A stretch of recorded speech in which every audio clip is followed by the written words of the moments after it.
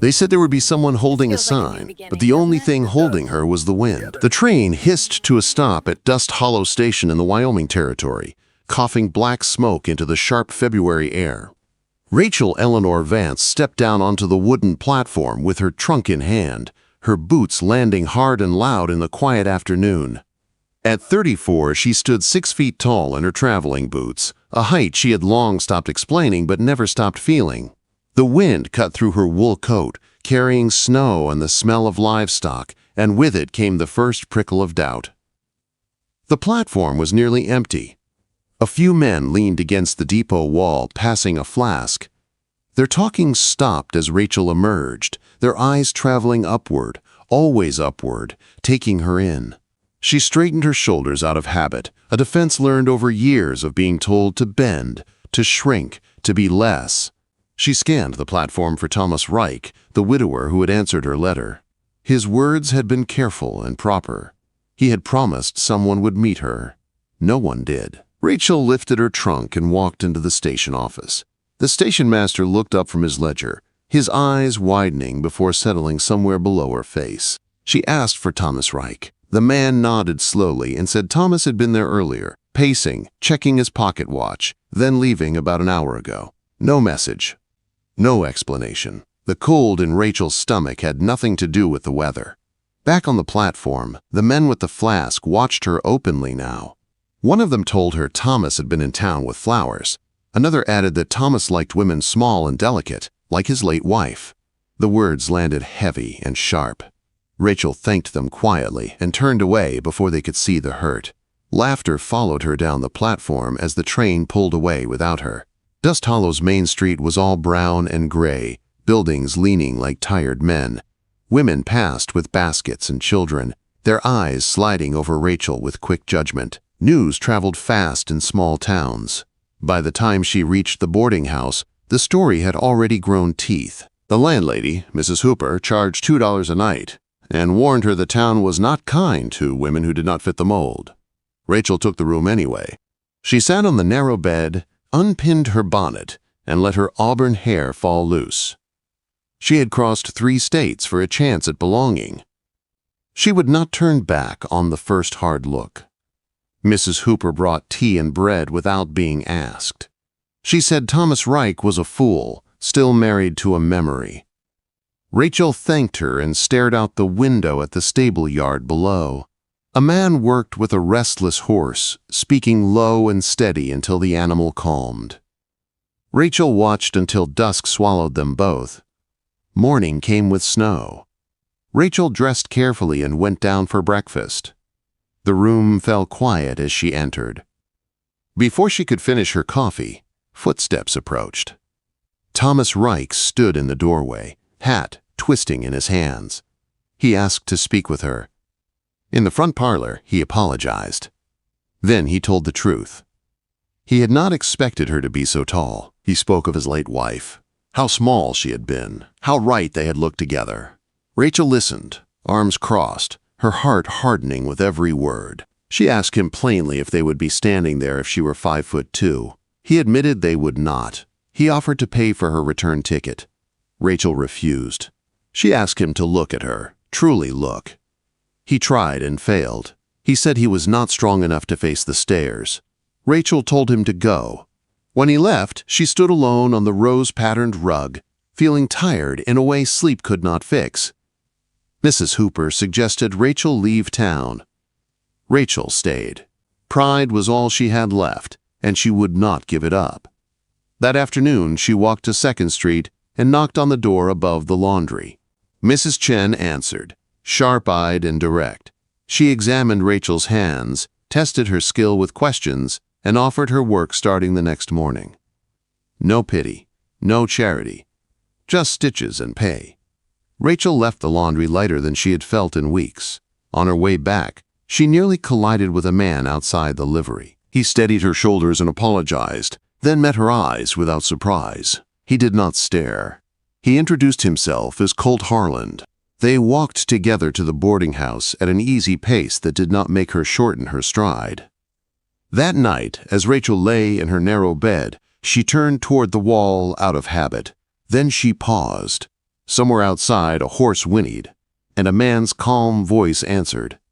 For the first time since stepping off the train, Rachel did not feel like a mistake.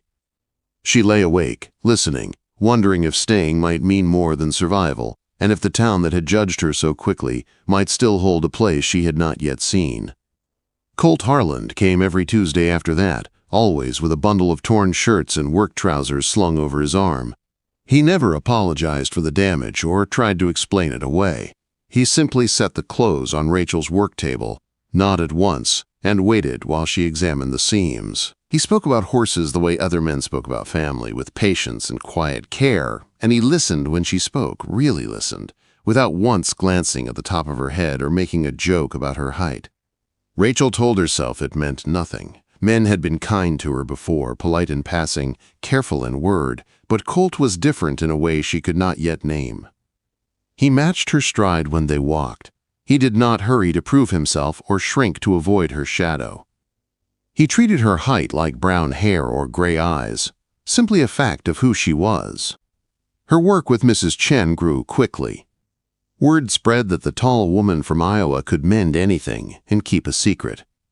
Dresses for weddings, coats for winter, shirts for men who could barely afford them. Rachel stitched until her fingers ached and her back burned, but she slept each night with the deep exhaustion of honest work. One evening, she made Colt a new shirt from good blue cotton. She tried to call it a practical choice, said his old ones were nearly worn through, but her hands trembled as she folded it. When she gave it to him, he stared as if she had handed him gold. He ran his fingers over the seams, slow and careful, like a man afraid something precious might vanish. No one had ever made him anything before, he said quietly. The words stayed with her long after he left. On Saturday night, Colt asked her to the church social.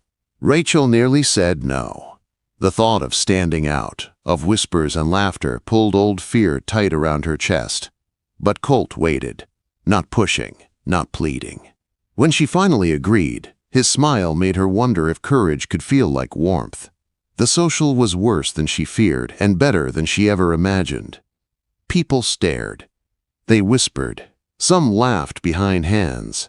But Colt stood beside her, steady as a fence post, guiding her through the crowd like it was the most natural thing in the world. When men made crude jokes about her height, Colt answered calmly, publicly, without raising his voice. He said he was proud to stand with her. Proud she had chosen to come with him. Rachel danced until her feet ached. She laughed until her face hurt. For the first time in her life, she did not wish herself smaller. That night, she dreamed of her old shop in Iowa and woke with tears on her cheeks. Fear returned with the morning light, whispering that happiness never stayed, that when life offered her something sweet, it always followed with pain. The storm came on Sunday. Colt arrived at the boarding house covered in snow, breathless and worried. He had come to make sure she was safe, afraid she might try to walk to the laundry in the rising wind. Mrs. Hooper forced him to stay for coffee, muttering approval under her breath. In the quiet kitchen, Colt told Rachel he wanted to court her properly, not out of pity, not because he had no other choice, but because he saw her, strong and capable and brave. Rachel did not say yes. She said she would see. It was the bravest answer she could manage. The accident happened on a Tuesday. A beam fell in the livery when a stallion panicked. Colt shoved a boy out of the way and took the blow across his back. Rachel ran through the streets without caring who watched, her long legs carrying her faster than fear could slow her. When she saw him laid out on the desk, shirt cut away, bruises dark and ugly, something inside her broke open. She took him to the boarding house. She ignored propriety, ignored whispers. She stayed by his side day and night, cooling his fevered skin, feeding him spoon by spoon, holding his hand when pain pulled him under. He called her name again and again, even when he did not know where he was. In his fever, he told the truth. He said she was perfect. He said he wanted to give her a home and a family. He said he feared he was not enough for her. When the fever broke, Rachel cried until her chest ached. When Colt woke and saw her there, worn and exhausted, He tried to apologize. She stopped him.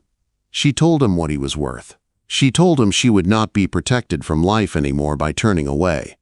That night, Rachel did not sleep facing the wall. She turned toward the room, toward the man who had nearly died protecting someone else, toward a future that frightened her because it mattered. Outside, the storm passed, leaving the town quiet and changed. And Rachel lay awake, knowing that whatever came next, she would face it head-on, no longer hiding from the shape of her own life. Colt healed slowly, the way strong things often do. Each day he stood a little longer, walked a little farther, and complained a little more. Rachel stayed firm. She fed him, scolded him, and sat with him through the long afternoons when rest felt harder than pain. Whatever lines of propriety once existed between them faded into something quieter and deeper. Need did that.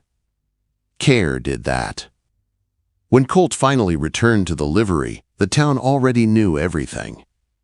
Some shook their heads, some whispered, some nodded with approval they had not offered before. Rachel stopped trying to read every face. She had work to do, and a man who mattered to her. That was enough. The town meeting came not long after. Mrs. Patterson stood and spoke of morals and appearances, her eyes sharp and accusing. Rachel felt the old instinct rise, the urge to shrink, to disappear. But before she could move, others stood. Mrs. Hooper spoke first, fierce and unashamed. Then the doctor. Then Mrs. Chen. They spoke of mercy, of courage, of the simple truth that saving a life mattered more than gossip. Rachel did not speak. She did not need to. She stood tall in the back pew and let the truth hold its ground. After that, things shifted. Not perfectly. Not all at once, but enough. Colt courted her openly, walked her home, sat beside her on the porch, danced with her at every gathering. He saved his money quietly and spoke of a small piece of land with a cabin that needed work but had good bones. Rachel listened without dreaming too far ahead. She had learned to let hope come in small, careful steps. The proposal came at the spring festival, under the old oak tree, with half the town watching. Colt knelt in the grass and offered her a ring he had carved himself, set with a small blue stone. He told her he loved her strength, her pride, and the way she refused to shrink. He asked her to marry him. Rachel said yes without hesitation. They married in June with wildflowers and simple vows. Rachel wore a dress she had sewn herself, made to fit her tall frame without apology. Colt looked at her like the world had finally made sense. They moved into the cabin outside town, built a life room by room, season by season. Years passed. Children came. Work continued. Gossip faded into background noise. Rachel took over the laundry when Mrs. Chen's eyes failed and hired women who needed work, judging them by skill, not shape. Colt became known as the man who could calm any horse and treat any person with respect. At night, when the house was quiet and the past crept close, Rachel sometimes remembered the woman she had been at the train station, clutching her trunk and her pride. She wished she could tell her what waited ahead. She never slept facing the wall again. She slept facing the room, facing the life she had chosen, beside a man who had pulled her back not with force, but with patience, kindness, and love.